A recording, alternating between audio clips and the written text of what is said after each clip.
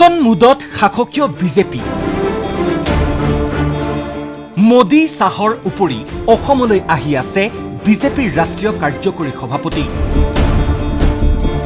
২৬ ডিচেম্বৰৰ পৰা কেন্দ্ৰীয় কাৰ্যনিৰ্বাহক বিজেপিয়ে যুগুত কৰিব ৰণনীতি চমু চাপিছে অসম বিধানসভাৰ আসন্ন নিৰ্বাচনৰ দিন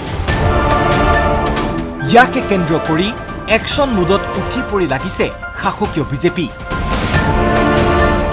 সেই অনুসাৰে অতি কম সময়ৰ ভিতৰতে অসম বিধানসভাৰ আসন্ন নিৰ্বাচনৰ বাবে শাসকীয় দলটোৱে চূড়ান্ত কৰিব দলৰ ৰণনীতি য'ত উপস্থিত থাকিব কেন্দ্ৰীয় গৃহমন্ত্ৰী বিজেপিৰ জ্যেষ্ঠ নেতা BL সন্তোষকে ধৰি দলৰ শীৰ্ষ নেতৃত্ব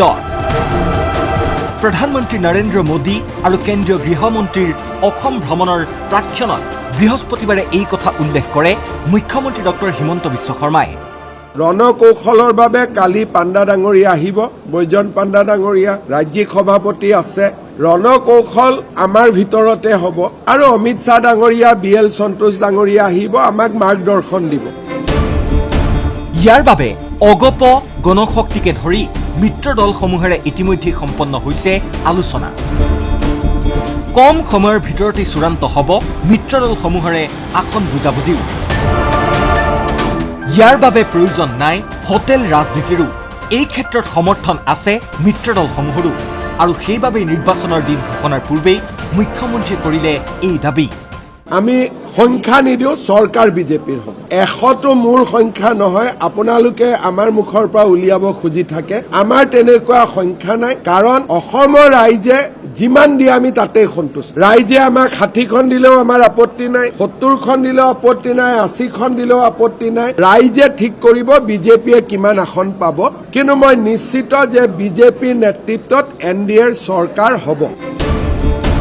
ইমানেই নহয় অসম বিধানসভাৰ আসন্ন নিৰ্বাচনত দলীয় টিকট বঞ্চিত নহয় বিজেপিৰ বিধায়কসকল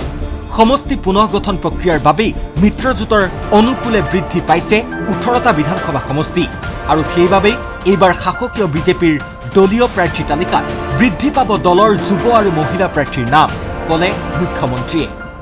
তো বিজেপিৰ প্ৰাৰ্থীত মহিলা আৰু যুৱক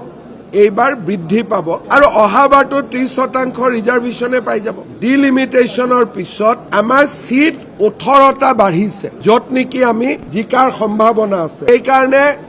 যুৱক আৰু মহিলাক একমডেট কৰিবৰ কাৰণে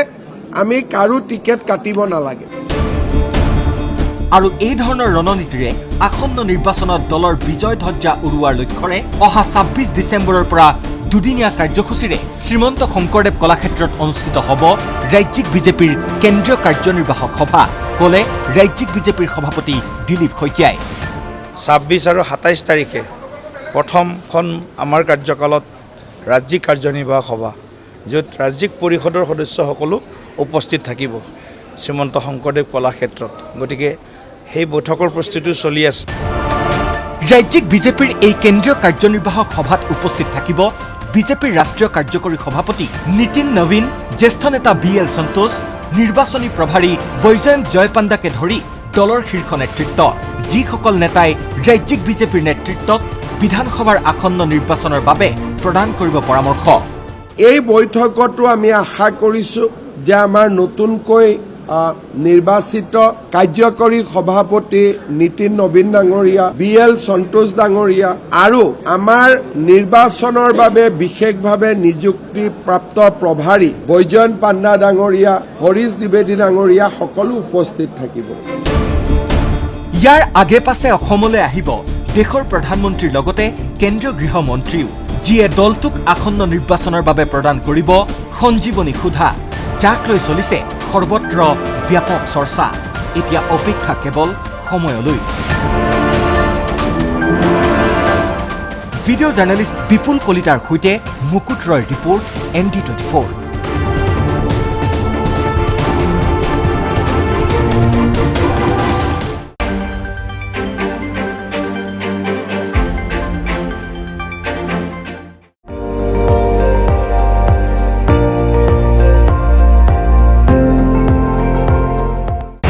আপুনি চাই আছে ND24 সৰ্বশ্ৰেষ্ঠ নহয় সৰ্বোত্তমৰ দৌৰ